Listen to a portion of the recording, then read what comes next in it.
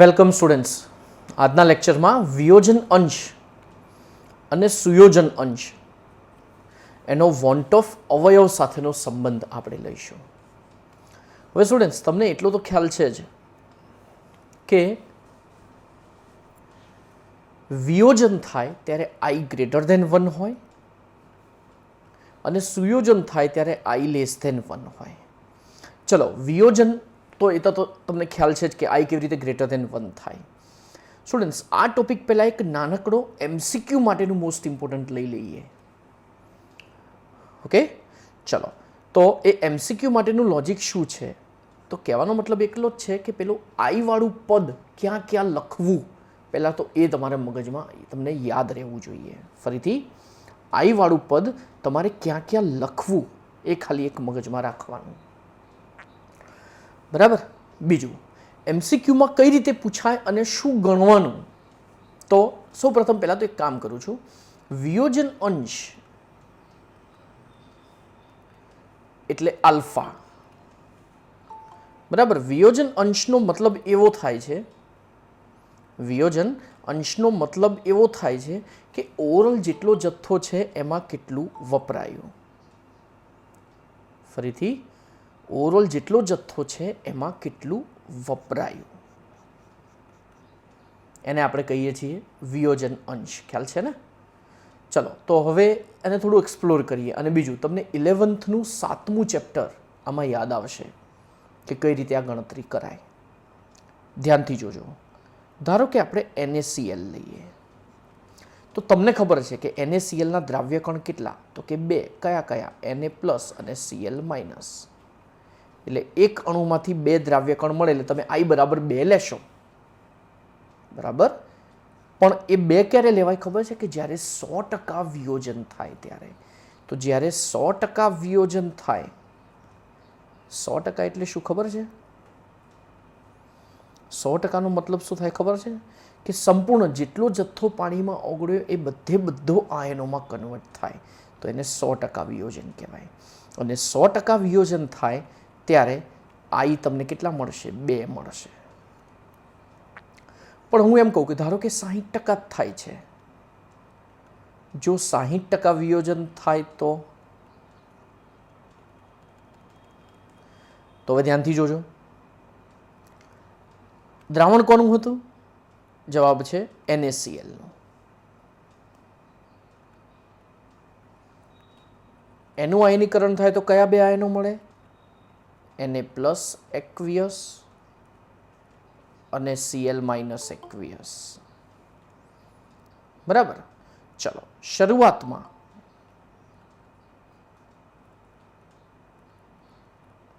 આનો જથ્થો કેટલો? તો કે 1. શરૂઆતનો જથ્થો 1 લઉં, ઓવરઓલ જથ્થો, ત્યારે તમને વિયોજિત જથ્થો અહીંયા હું લખું છું આલ્ફા. જો શરૂઆતનું 100, ચલો 60%નો મતલબ શું થાય પહેલાં તો એ કહો. તો 60%નો મતલબ થાય છે આલ્ફા બરાબર જેટલા પણ વિયોજનના ટકા હોય ભાગ્યા 100. તો અહીંયા કેટલા ટકા વિયોજન થાય છે? 60%. તો 60% એટલે આલ્ફા બરાબર શું થશે? 60 ભાગ્યા 100 કેટલા થશે? 0.6. ચલો, એક અણુનું વિયોજન થાય ત્યારે એમાંથી એક Na પ્લસ ને એક Cl માઇનસ મળે. 0.6નું વિયોજન થાય તો 0.6 અને 0.6 મળે. વિયોજિત જથ્થો. હવે છેલ્લે બાકી જથ્થો કેટલો વધે? ભાઈ બાકી જથ્થો કેટલો વધે? હતો કેટલો? 1. એમાંથી કેટલાનું વિયોજન થયું? 0.6નું થયું. તો કેટલું બાકી રહ્યું? 0.4. આ કેટલું? 0.6. આ કેટલું? કેમ કે 0 હતું 0.6 મળ્યું એટલે ઓવરઓલ 0.6. 0 હતું ને 0.6 મળ્યું, ઓવરઓલ 0.6. યાદ છે ને? આ 2 પદોનો નિપજ બાજુ આ 2 પદોનો આપણે સરવાળો કરવાનો થાય છે. ચલો, એટલે વિયોજનના ટકાનું સૂત્ર પહેલાં તો ખબર પડી ગઈ હશે. વિયોજનના ટકા ભાગ્યા 100. આ 11થના 7મા ચેપ્ટરમાં ભણી ગયા તમે. બીજું, જેટલો જથ્થો વિયોજિત. વિયોજિત એટલે શું ખબર છે? એનું આયનોમાં રૂપાંતરણ. ફરીથી, વિયોજન એટલે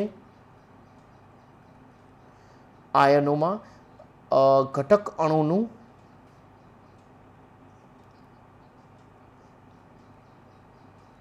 આયનોમાં રૂપાંતરણ. ઘટક અણુનું આયનોમાં રૂપાંતરણ એટલે આપણે એને શું કહીએ છીએ? વિયોજન. એટલે NaClનું આયનોમાં રૂપાંતરણ થયું એ ઘટનાને વિયોજન કહેવાય. અને એ વિયોજન અંશ કેટલો, આ આલ્ફાને કહીએ છીએ આપણે વિયોજન અંશ. અને એનું સૂત્ર શું? તો કે જેટલી પણ વિયોજનની ટકાવારી આપી હોય ભાગ્યા 100. બરાબર. તો બાકી જથ્થો આટલો લખ્યો. તો હવે કુલ ઘટક કણોની સંખ્યા કેટલી? તો કે જુઓ, એક હતો ટોટલ, એમાંથી 0.6 જેટલાનું વિયોજન થયું, તો 0.4 આખો અણુ બાકી રહ્યો, પણ દ્રાવ્ય કણ તો 0.4 જ ને. એવી રીતે સામેની સાઈડ કેટલા કેટલા Na પ્લસ અને Cl માઇનસ, તો કેટલા કેટલા 0.6 0.6. તો કુલ આયનો કેટલા થયા ભાઈ? 6 6 12 ને 4 16. 16 એટલે કેટલા થશે? 1.6. તો કુલ ઘટક કણોની સંખ્યા કેટલી થઈ ભાઈ? તો કુલ ઘટક કણોની સંખ્યા થઈ 1.6. તો I ઇક્વલ્સ થયા 1.6. I ઇક્વલ્સ થયા 1.6.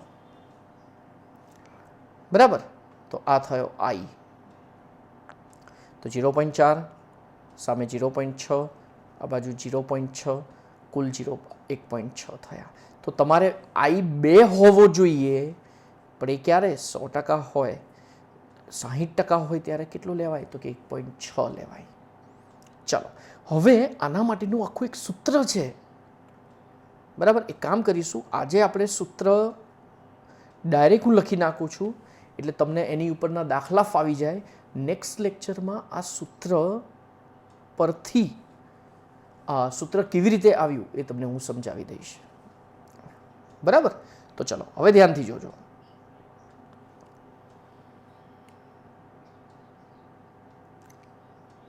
તો 0.4, અહીંયા 0.6, અહીંયા 0.6.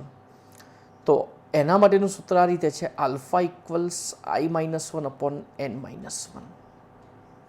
બરાબર. એમાં આલ્ફા શું? વિયોજન અંશ. અને વિયોજન અંશ બરાબર શું કહેવાય? એ તો હમણાં મેં કહ્યું હતું એ જ, વિયોજનની ટકાવારી ભાગ્યા 100. I શું છે? જે આપણે શોધવાનો છે વોન્ટ ઓફ અવયવ. N શું છે? 100% વિયોજન થાય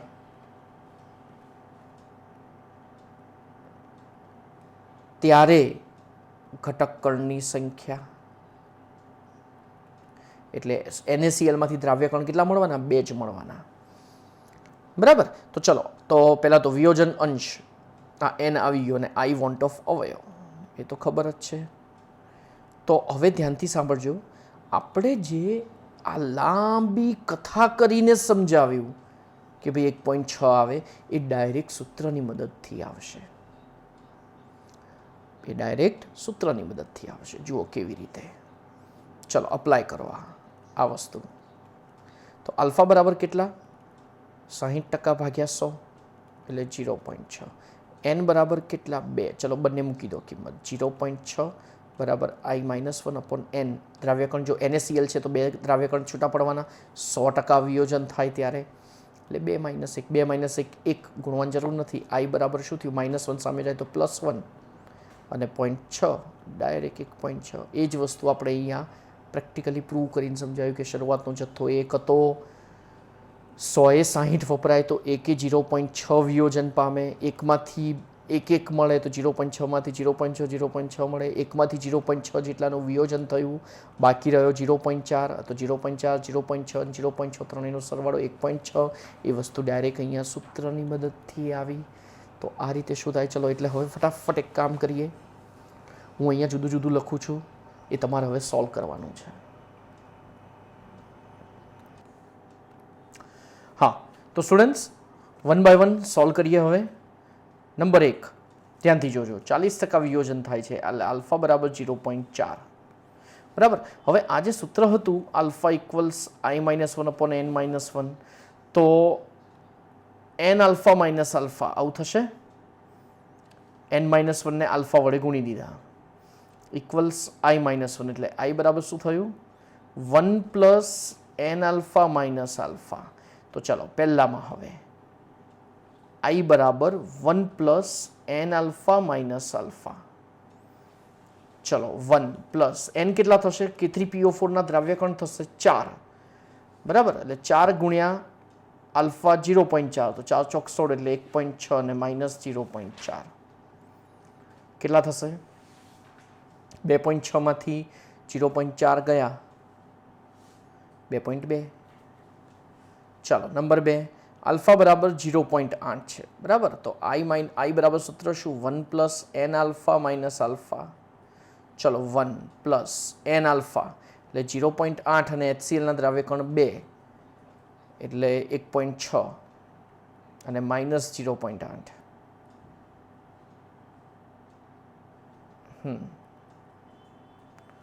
બરાબર. તો કેટલા થશે અહીંયા? 2.6 અને એમાંથી 0.8 જાય એટલે 6 ગયા અને બીજા 2 ગયા એટલે 1.8. બરાબર. ચાલો નેક્સ્ટ Na2CO3. અગેન આલ્ફા બરાબર કેટલા થશે? 0.95. તો આઈ બરાબર 1 plus n alpha minus alpha. બરાબર. આ પણ યાદ રાખી શકો ને આ પણ યાદ રાખી શકો, એઝ યુ વિશ, તમને જે યાદ રહે. વસ્તુ તો એની એ જ છે. એન બરાબર કેટલા? Na2CO3 ના દ્રાવ્યકણ થશે 3, 2 Na અને 1 CO3. બરાબર, એટલે 3. તો 0.95 ગુણ્યા 3 તો 5 તરી 15 વધી આવી 1, 9 તરી 27 ને 28, 2.75, 28 એટલે 2.85, સોરી ફરીથી 5 તરી 15 વધી આવી 1, 9 તરી 27 ને 28, બરાબર છે. અને માઇનસ 0.95. ભાઈ કેટલો થયો સરવાળો? 0.05 ઉમેરી દો એટલા એટલે 2.9. બરાબર. ચલો Al2SO4 થ્રાઇસનું 90% એટલે આલ્ફા બરાબર 0.9. તો આઈ બરાબર શું થશે? 1 plus again n alpha minus alpha 1 plus n alpha એટલે 0.9 ગુણ્યા 5, 9 50 45, 4.5 અને માઇનસ 0.9. તો 1 માઇનસ 0.1 ઉમેર દો એટલે 4.6. ચલો 98% એટલે આલ્ફા બરાબર 0.98. ફરીથી આઈ બરાબર 1 plus n alpha minus alpha 1 plus n alpha એટલે 0.98 ગુણ્યા દ્રાવ્યકણ 3 તો કેટલા થશે? 8 તરી 24 વધી આવી 2, 9 તરી 27 ને 2 29 તો 2.94 અને માઇનસ 0.98. બરાબર, એટલે 94 ગયા અને બીજા 4 એટલે 2 માંથી એટલે 1.96 એટલે 2.96. બરાબર છે. તો આ થયા આપણા આઈ, જે વિયોજન ઓછું થયું 100%ની જગ્યાએ, જેના કારણે આઈ થોડો ઘટ્યો.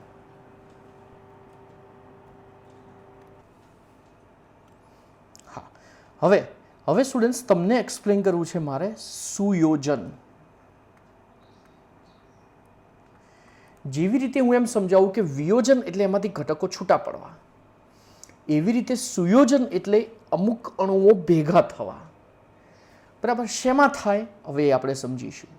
તો સુયોજન એટલે કે અણુઓનું ભેગા મળવું, અને એ જોવા મળે છે કાર્બોક્સિલિક એસિડમાં. કાર્બોક્સિલિક એસિડનું સૂત્ર તમને ખ્યાલ હશે, RCOOH. ખબર છે ને? આર એટલે જનરલ આલ્કાઇલ સમૂહ, 1 એટલે મિથાઇલ, 2 એટલે ઇથાઇલ, પ્રોપાઇલ, બ્યુટાઇલ, એવા બધા, અથવા બેન્ઝીન રિંગવાળા. તો કાર્બોક્સિલિક એસિડ RC≡OH. તો 2 કાર્બોક્સિલિક એસિડના અણુઓ એક પર્ટિક્યુલર મેનરમાં ગોઠવાશે અને 2 અણુઓ ભેગા મળીને એક દ્રાવ્ય કણ બનાવે છે.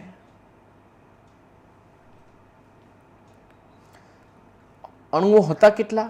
2, પણ એ 2 ભેગા થઈને શું આ એક જ દ્રાવ્ય કણ તરીકે વર્તે. એટલે હવે આપણે પેલું ગયા લેક્ચરની પેલી એક આકૃતિ દોરી હતી, ખબર છે? એક દ્રાવ્ય કણ તરીકે વર્તે. અને એમાં મેં એવું સમજાવ્યું હતું કે ભાઈ જ્યારે આપણે SPM થી 2 બાજુ પહેલાં શુદ્ધ દ્રાવક જ લઈએ, યાદ છે ને? આ પ્રીવિયસ લેક્ચરમાં સમજાવ્યું હતું. અને એમાં મેં એવું કહ્યું હતું કે આ બાજુ હવે મેં દ્રાવ્ય કણના ગણીને 10 અણુઓ ઓગાળ્યા. તો 3, 4, 5, 6, 7, 8, 9 અને 10. યાદ છે ને? 10 કણુઓ. તો કહેવાનો મતલબ એવો છે કે અહીંયા જેમ એવું કહેતો હતો, NaCl હોય તો દ્રાવ્યકણ ડબલ થઈ ગયા હતા, K3PO4 હોય તો દ્રાવ્યકણ 4 ગણા થઈ ગયા હતા, કેમ કે એમાં વિયોજન થતું હતું. અહીંયા ધારો કે હું આ કાર્બોક્સિલિક એસિડના 10 અણુ ઓગાળું છું, તો શું થશે ખબર છે? તો અહીંયા દ્રાવ્યકણ જે હોવા જોઈએ એના અડધા થઈ જશે. કેમ? કેમ કે 2 અણુઓ ભેગા મળીને એક દ્રાવ્યકણ તરીકે વર્તે છે. જોઈ લો. એટલે આ જે ડેશ છે દ્રાવ્ય કણ હતા કેટલા? અણુઓ 10 પણ અંદર હવે થઈ ગયા કેટલા તો કે 9. હવે આવું ક્યારે થાય કે જ્યારે કાર્બોક્સિલિક એસિડને તમે બિનજલીય દ્રાવકમાં ઓગાળો. એટલે બિનજલીય દ્રાવક એટલે શું ખબર છે? બેન્ઝીન રિંગમાં ધારો કે તમે એને ઓગાળો છો. બિનજલીય દ્રાવક એટલે બિનધ્રુવીય દ્રાવક. અને કયા છે? જેમ કે બેન્ઝીન, CCl4 વગેરેમાં, કે જે પાણીમાં અદ્રાવ્ય છે. તો એમાં જ્યારે ઓગાળો ત્યારે આ કાર્બોક્સિલિક એસિડનું સુયોજન થાય છે. વિયોજન એટલે ઘટક કણુઓ છૂટા પડવા, સુયોજન એટલે ઘટક કણુઓનું જોડાવું અને એક દ્રાવ્ય કણ તરીકે વર્તવું. બરાબર? તો આ ઘટના છે સુયોજનની. અને સુયોજન અંશ, જેમ વિયોજન અંશ હતું, વિયોજન અંશની સંજ્ઞા હતી આલ્ફા, સુયોજન અંશની છે કેપિટલ એક્સ. અને એના બરાબર થાય છે I-1 અપોન 1 અપોન n-1. જેમાં I શું છે તો કે વોન્ટ ઓફ અવયવ, અને n શું છે તો કે સુયોજિત થતા દ્રાવ્ય કણની સંખ્યા.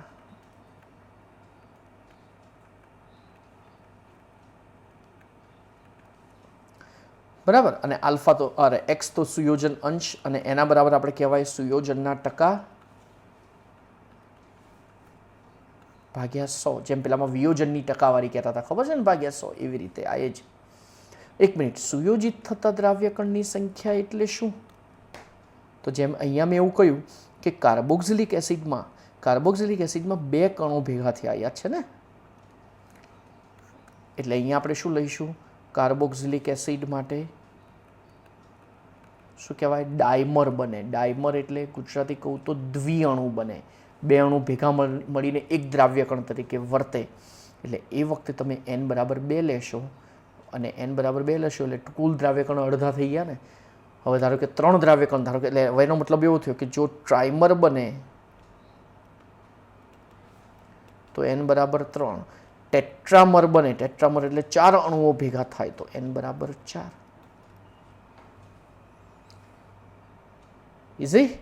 તો આ હતી સુયોજન. એટલે જો વિયોજનનું યાદ રહે ને તો સુયોજનનું યાદ રહે. યાદ કરો, વિયોજનનું સૂત્ર શું હતું ભાઈ? આલ્ફા બરાબર I-1 અપોન n-1. તો અહીંયા શું આવ્યું ખબર છે? પેલા nની જગ્યાએ 1 અપોન n આવ્યું. બસ આપણે એ જ યાદ રાખવાનું છે. એટલે પહેલું સૂત્ર જો યાદ હોય તો તમને 110% બીજું સૂત્ર આવડશે ને આવડશે જ. બરાબર? ફરીથી પહેલું સૂત્ર જો તમને આવડશે તો 110% તમને બીજું સૂત્ર આવડશે જ. બરાબર? આ એનું ફંડામેન્ટલ છે. તો આ સુયોજન અને સુયોજન અંશ સાવ સહેલું. ચલો એકાદ ક્વેશ્ચન લઈ લઈએ, ધ્યાનથી જોજો. એકાદો ક્વેશ્ચન લઈ લઈએ. ધારો કે હું એમ કહું કે એક સંયોજન ટ્રાઇમર બનાવે છે અને તેનું કેટલું 80% સુયોજન થાય છે, તો એનો વોન્ટ ઓફ અવયવ કેટલો થશે? બરાબર? ચલો ગણીએ, ધ્યાનથી જોજો. ટ્રાઇમર બનાવે છે એટલે n બરાબર 3. 80% સુયોજન થાય છે એટલે x બરાબર ટકાવારી ભાગ્યા 100 એટલે 0.8. બરાબર?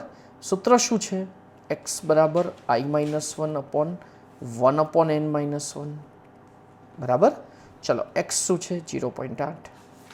ભાઈ જુઓ, તમારી પાસે બધા પદ છે જ. હવે 1 અપોન n એટલે 1/3 -1.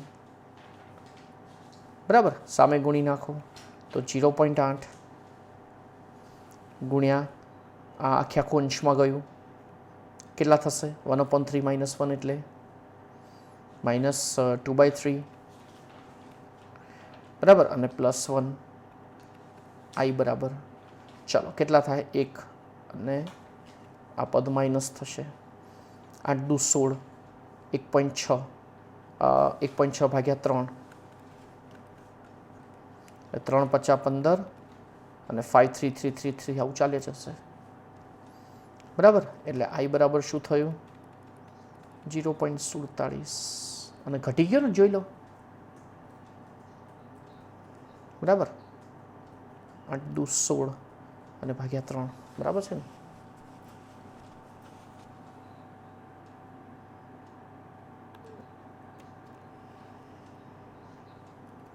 0.8 ગુણ્યા 2 ભાગ્યા 3